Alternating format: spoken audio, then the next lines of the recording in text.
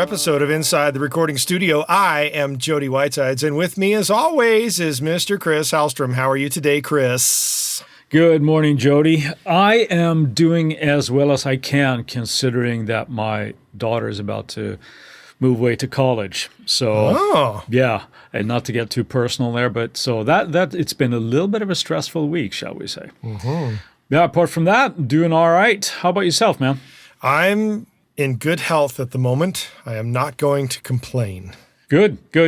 All right. Well, there you have it. Let's jump right into today's episode then, now that we've got those pleasantries out of the way. Yeah, let's get the formalities out of the way. I'm going to do a lot of the questioning today, Jody, because we are talking about Apple's MainStage app today. Yes. That is an application that I know you have a fair bit of experience with. I would venture to say that I have a lot of bit of experience with it. Even pointed out a bunch of bugs to Apple for it too. Well, there you go, and I'm sure we'll get into that. But I have very little experience with it. I haven't used it live, so I'm going to lean on you today, buddy. Shame on you. Shame on you. Well, I haven't really had a need for it, to be quite honest, but maybe I will in the future. We will see. Sure. For people who are not aware of what MainStage is, maybe we'll start there, and maybe you can explain just a broad overview of what MainStage is. In simple terms, the way I would look at it is a plug-in host. Literally, it's a plug-in host that allows you to route audio from plugins to audio channels on an audio interface, is the simple explanation of what it is.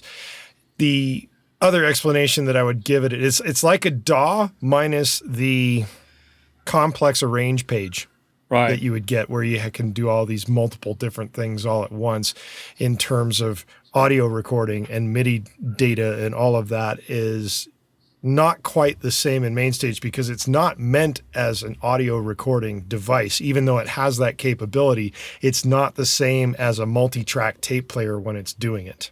Yeah, it's an app that's primarily for live use. Yes. And I think initially it was seen as a great vehicle for keyboard players that had these expansive rigs and just bring your laptop essentially and have everything in plug-in form, ease for complex routing and all this kind of stuff that we'll get into later.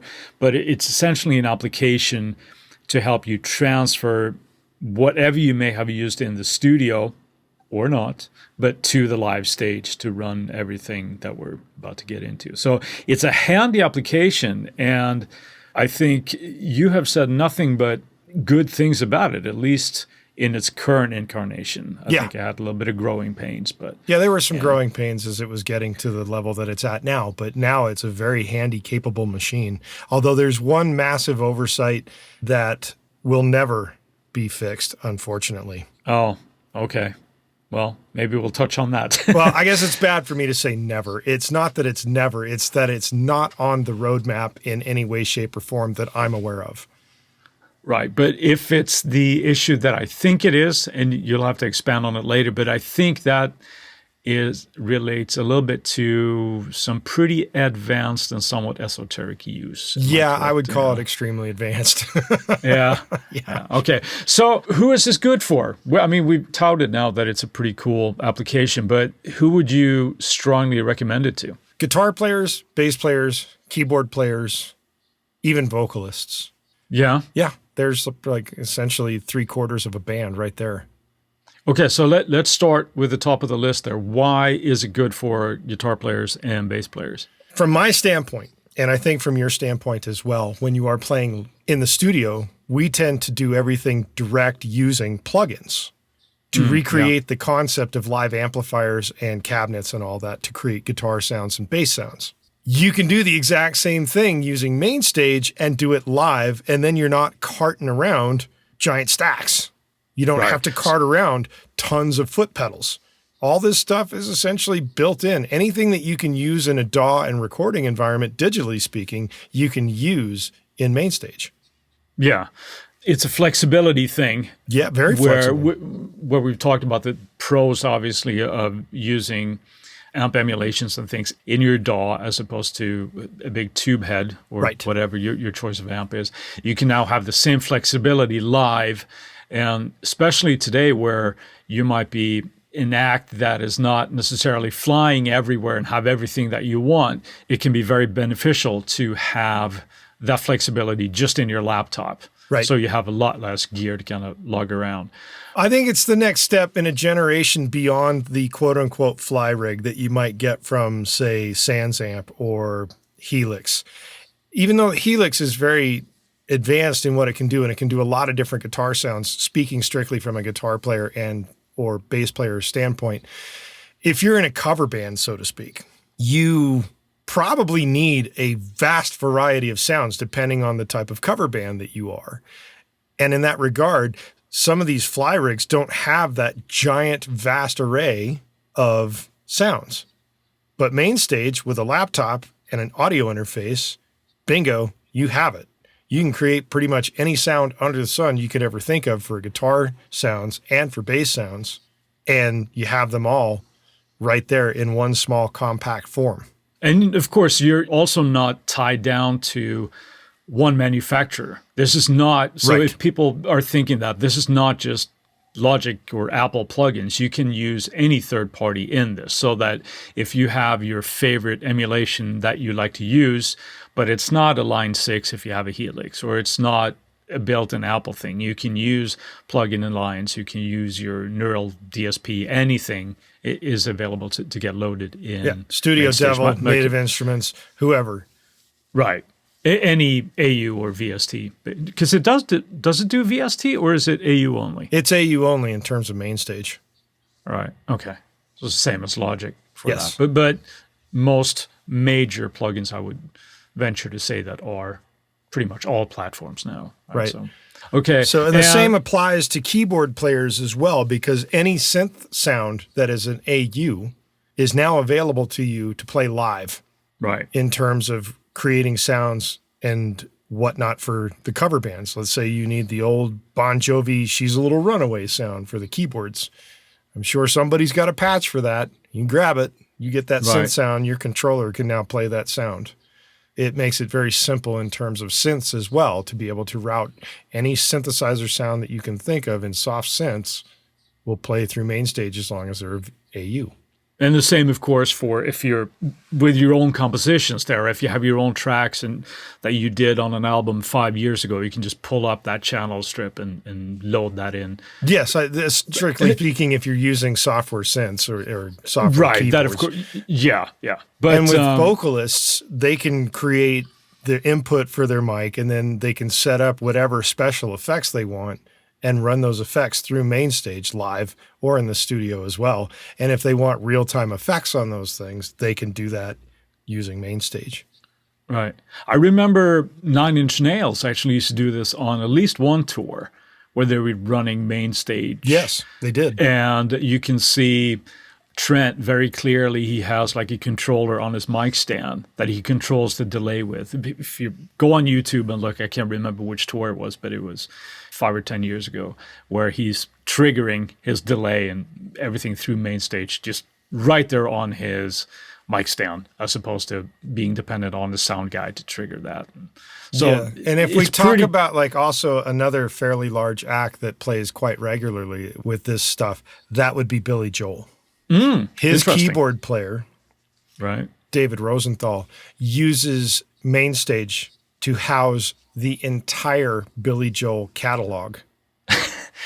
That's pretty intense. It is. It's extremely intense. He runs a dual Mac Pro format so that in case something does go down with a computer, like it glitches, he's got a switch right there in front of him that he can switch from one computer to the other. They're running concurrently, and he can switch right over and not lose sound for more than a few seconds, if that. That's pretty impressive. And the fact that the way Billy Joel works his live concerts is that there's no set list. It's whatever he decides to call out, the band's got to be ready to go. Boom, you're done. So no pressure. No pressure at all. So he has the massive catalog of every keyboard sound that he's playing for Billy Joel right there in front of him, and he just needs to scroll right to it, clunk, hit the setting for it, and immediately he's ready to play, just like that. All in MainStage.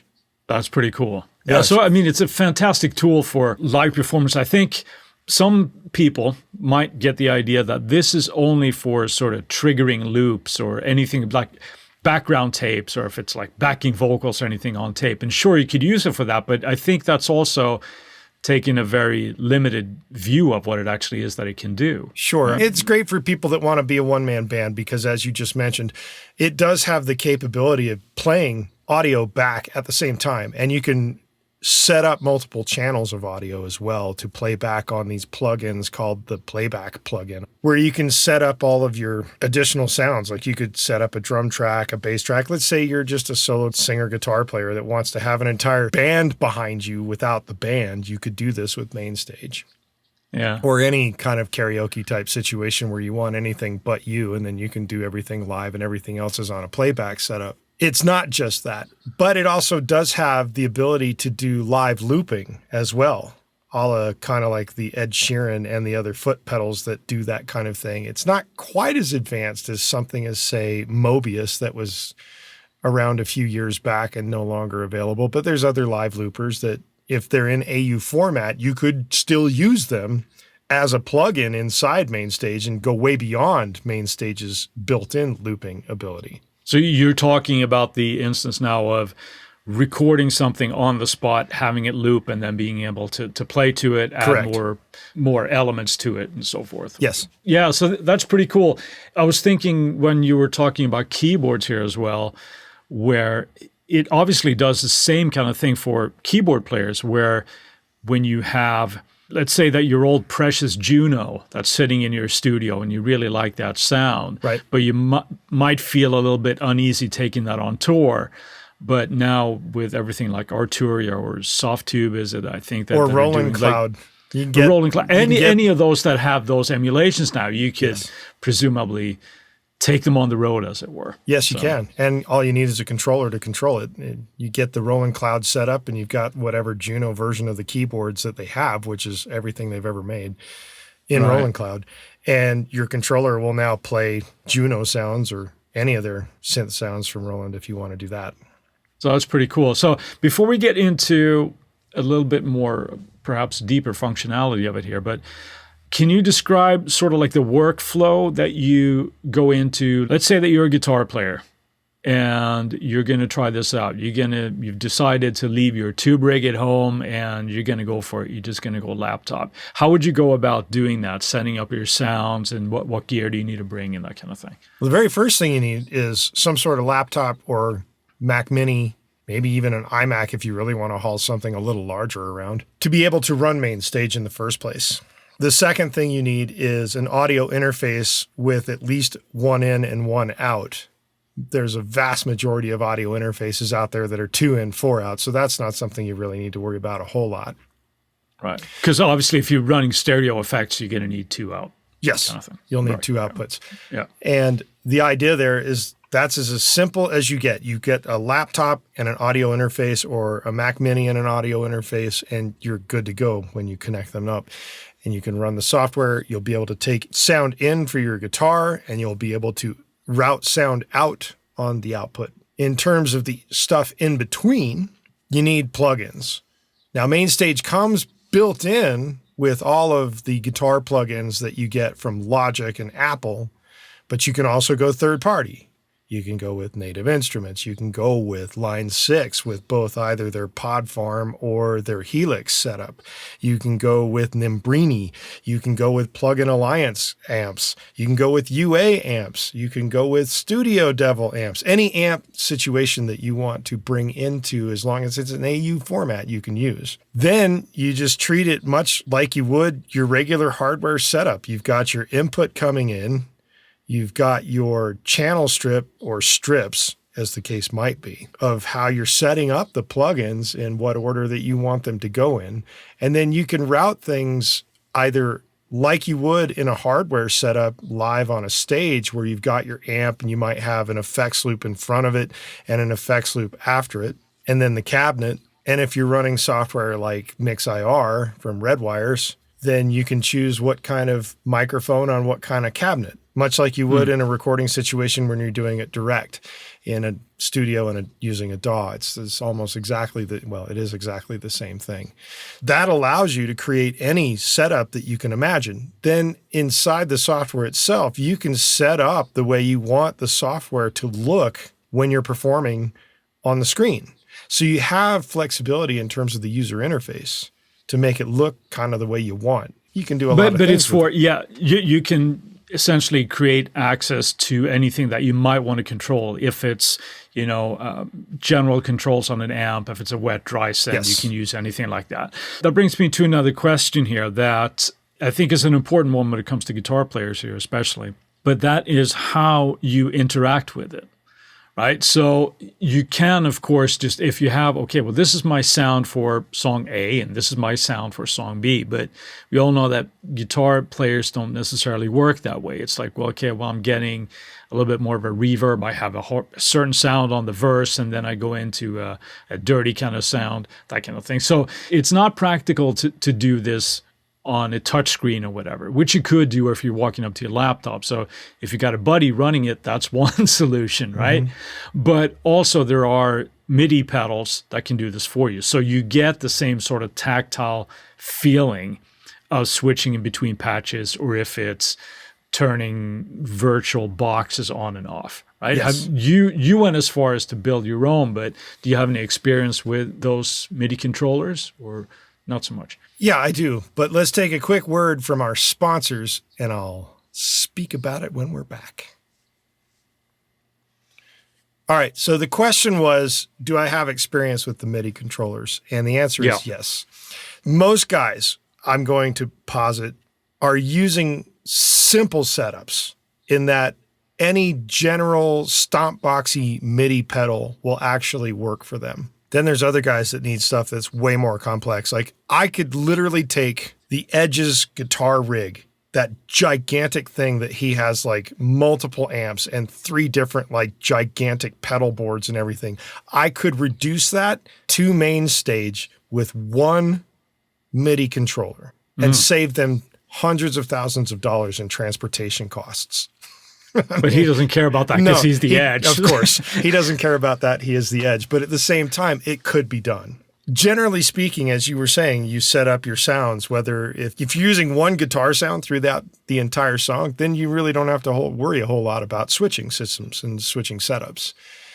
And it's the same thing for keyboard players too. I mean, if you're using one keyboard sound, then you like my friend Dave, he's got, he starts the song and I'm pretty sure it just stays the same throughout the entire song for him. He just has the one sound or the combination of sounds that are in there. So there's no additional switching per song.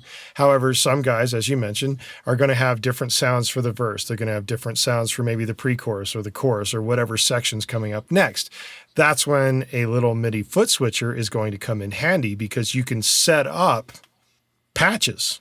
And then you can have your MIDI pedal just have an increase and decrease button where you can increase to the next patch and you can step on it. Now, the thing that sorry to interrupt you there, but the benefit keyboard players have there too is, of course, that they're playing with potentially one hand on the instrument, right? So they can have just a MIDI controller and you can route any knob on your keyboard to perform said functions as well. So you could do that on the fly as well. But a foot MIDI controller would be beneficial also for them. So it doesn't have to be a foot controller, just anything that you can assign MIDI to. Yes, correct. Yeah. And the great thing about MainStage in that regard is it can learn any function for any knob or any button that you want to do, which is awesome.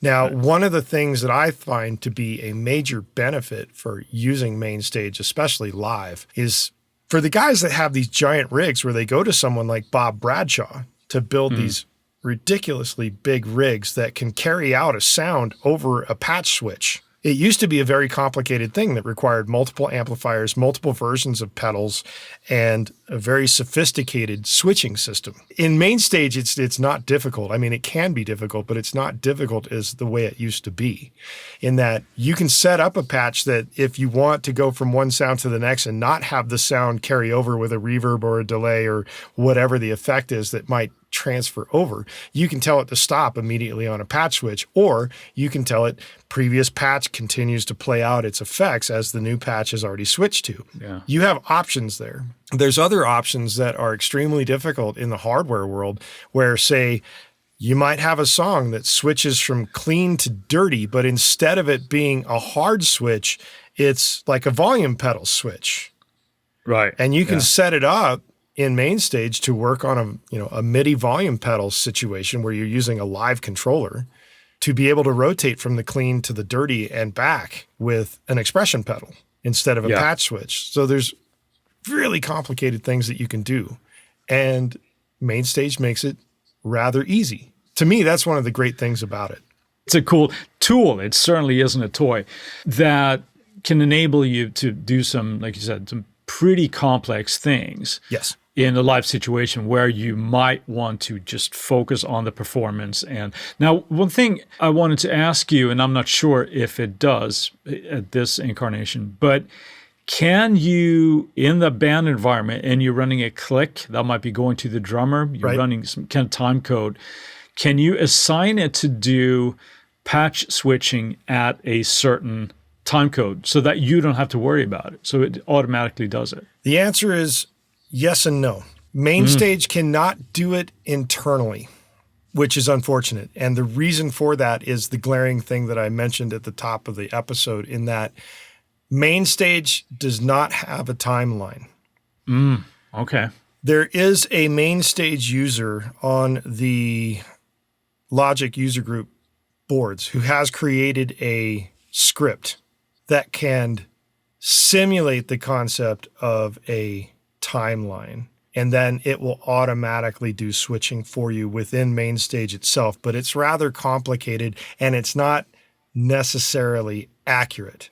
So MainStage can spit out a click track. Changes? Well, no, MainStage can spit out a click track, but it can't necessarily spit out patch changes because there is no timeline. However, if you use a DAW with a timeline and the DAW is running the click, then that can send out MIDI data. And then you can program into the DAW along the timeline of the click and everything else that's in the song, automatic patch changes. Like an external unit can cause MainStage to switch. So maybe the drummer is running a DAW and he's got control of the click. That DAW can then send MIDI data to the keyboard player, to the bass player, to the guitar player, to the vocalist, and all of their rigs can automatically switch based on the drummer's click track MIDI data switching information. So you could have everything doing that in that regard. However, MainStage in and of itself cannot auto switch itself because it has no timeline. Got it. So it has to be an external time code. It has to be an external time code that forces the patch change. Right. But it can be done. Right. Okay. Because I know that there are a lot of bands that, while touring, that are using Kemper rigs and the like, where they have a rig running and they don't have to worry about patch changes and everything. That just gets spit out with the click from the drummer. That's next level in terms of like all of that. But somehow the Kemper is still receiving that patch change from somewhere. Oh, yeah. The Kemper's not doing it itself because it doesn't have a built-in timeline either. No, it is a DAW that is running that. Right. So, yeah, that is, I wonder if that's something, if that would be implemented down the line. But like you said, it needs to have a timeline to be able to do that. Not, from my understanding, Apple has not got that on their roadmap. Not that they ever talk about what they're doing in the future, but it was intimated to me that that was not in the roadmap. Okay. A little bit of a glaring omission, well, according to me, but I know that's... I would agree with you, and maybe when they first developed it, it was because they figured if you're going to do that, you might as well run Logic. Fair point. To run it, yeah, which is what you have to do if you're using Kempers and anything else that has the ability to switch on MIDI data. Right. So I guess it could be healthy then to think of MainStage as not an overall controller, but like an individual instrument for each performer type of a thing. Yes. Although they can do all these different instruments, but it's a little bit more of a personal thing as opposed to covering the whole band type of thing. Well, I would posit that you probably could cover a whole band using MainStage, but you'd have to have a computer powerful enough to do it on the fly. You probably can't get away with doing that with a laptop or a Mac Mini. You would likely have to have a Mac Pro to make that happen. And you would have to have an audio interface that would allow you the correct number of inputs for everything, like the input for the vocalist, the input for the bass player and the guitar player or guitar players, the keyboardist or the keyboard players, to be able to run everything concurrently in one computer. But if you're at that level, you might as well have individual a person, controls. Well, that as well, but you may have a person at the side of the stage that goes ahead and just triggers all those changes. You could have that too. Yeah. It could be done that way manually using a single point. Yeah. Yes. Right. Okay, so we've talked about how it can replace entire rigs essentially, no matter what instrument, and... Well, I wouldn't say no matter what instrument, because it's not going to be able to replace technically live horns. You could get a horn plugin and be able to play it with a keyboard player, but there's certain instruments, unless there's an AU version of it, you wouldn't be able to recreate it. Right. Let's say a basic band setup. Sure. All right. So guitar, bass, drums, keyboard, not drums.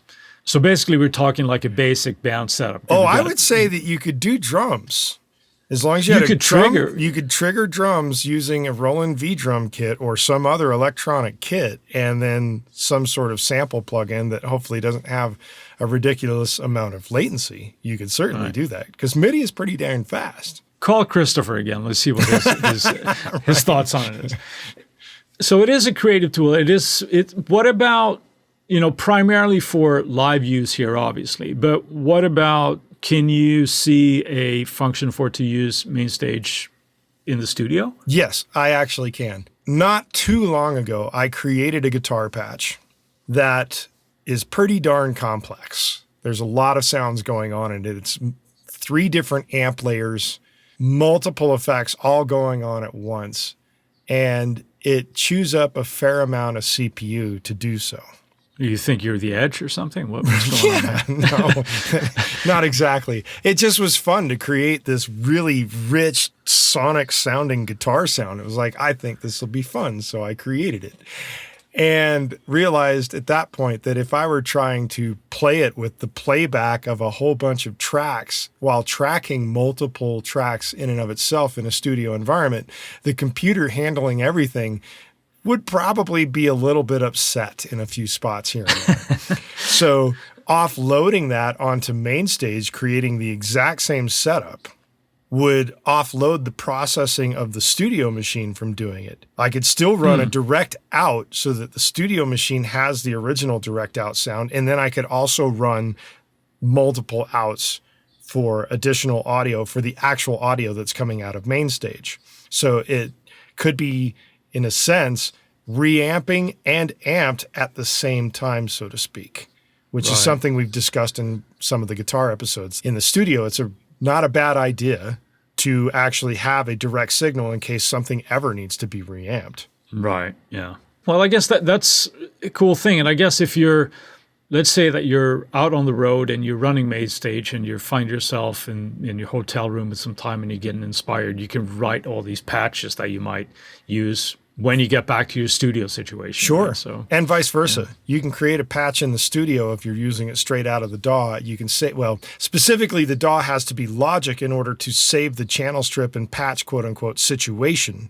And MainStage will be able to open it, and vice versa. If you save a patch in MainStage, you can open it within Logic.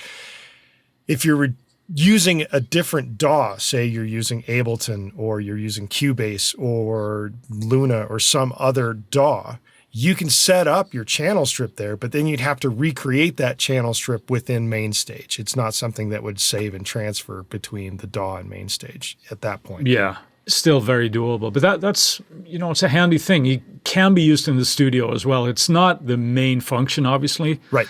Can be the a handy idea one as well. Originally, from my understanding, was to be able to take anything that you did in Logic as a player in the studio, thinking that you're recording everything direct using either MIDI or direct audio for your guitars and basses or vocals or what have you, and being able to take those setup ideas and transfer them right into a live rig via MainStage and be able to use the exact same sounds live that you used in the studio.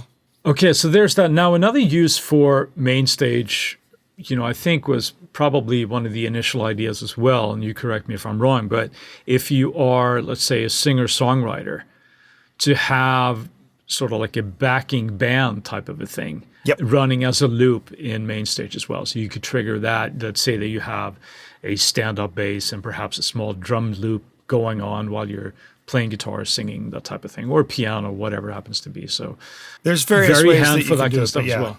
Right. Okay. All right. Anything else that you would like to add to that? I'd say go digital, man. Yeah. Yeah. One of the reasons why I prefer MainStage over buying a hardware unit is this. MainStage and software plugins constantly get updated. Now, you don't have to do it. You can stick with a particular iteration for as long as you care to, and the computer is going to run. But the constant updating of the software so that it is going to be less buggy and it is going to run better, and the fact that hardware in terms of laptops and smaller computers are getting smaller and smaller and smaller, and you're getting more capable audio interfaces also getting smaller. The amount of gear that you can carry and the amount of sounds that you can carry is substantially larger using MainStage than any other hardware unit, whether it's a Kemper or some sort of keyboard or hardware device. The other thing about that is that the hardware device doesn't really have the same sort of updatable software roadmap that something like MainStage has. That's one way that I look at it. Plus, with things like the Kemper, you have to sample the sound that you actually want. And then you can also add things like foot pedals into the situation. With guitar players in general, or specifically compared to, say, keyboardists, you have a plethora of effects built in. And you can get a bunch of third-party plugins to also recreate and emulate various plugin or plugin type sounds. That's something that I also see as a benefit over particular hardware units as well. Yeah. No, it's a huge rabbit hole to go down as well, but the flexibility is awesome. You do have to do a certain amount of tinkering, but as you said, but you have to do that with hardware anyway, so who cares? You have to do that with anything, but that's also part of the fun. Yes. Right? Yeah, absolutely. All right, so the verdict is that you're a big fan of MainStage, and it's part of your live rig. So it is. Yeah. I went so far as to create an actual custom MIDI pedal just to run the damn thing. You did. I did. You? And you know what? We should post a couple of those pictures actually on social media, I think, if you're cool with that. I am very cool with it. All right. Cool. Anything else, Jody? No, I think we should wrap that down and say, hey, it's time for Friday Finds. Chris, what do you got? I have another software instrument today, this week from Native Instruments. And I want to make sure I pronounce this correctly because it's very easy to mispronounce this. But it's called Ashlight. Ashlight. And it is a granular synth engine, essentially, and great to create all of these cinematic textures and things that I'm a big fan of. And it looks really, really interesting to me. So that's my find for this Friday, Ashlight by Native Instruments. What do you got for us, buddy? Well, we must be kind of thinking along the same wavelength because my choice is from a different company called TuneTrack. Never heard of them. Never heard of them. They have an entire line called EZ, and then Easy Guitar or Easy Bass or Easy Keyboard or whatever it is. They have a new product out called Easy Cinema, which requires the use of their keyboard player to make use of it. But along the lines of Ashlight that you just mentioned, it comes with sounds for cinematic soundscapes. Cool. There you have it. We're both kind of going in the cinema realm this week and with software synths to do it.